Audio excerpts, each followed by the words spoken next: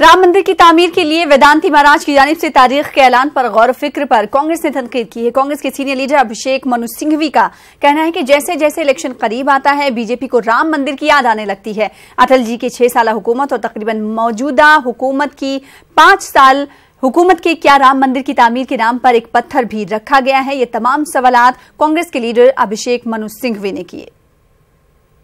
आम का, देश का, सभी का ये तिथि 2014 में निश्चित क्यों नहीं की थी?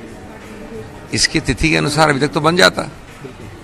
और ये क्यों है कि वेदांती जी को और बीजेपी को और मोदी जी को और शाह साहब को ये चुनाव के कुछ हफ्तों पहले याद आती है तिथियां, और भगवान राम के आधार पे सस्ती राजनीतिक रोटियां पकाने की प्रक्रिया क्यों करते हैं अपमान भगवान राम का? ये आज अटल बिहारी वाजपेयी की 6 वर्ष की सरकार, मोदी जी की करीब करीब 5 वर्ष की सरकार में एक पत्थर रख पाए हैं, सिवाय इसके कि हर चुनाव में राजनीतिक भुनाने का प्रयत्न करना।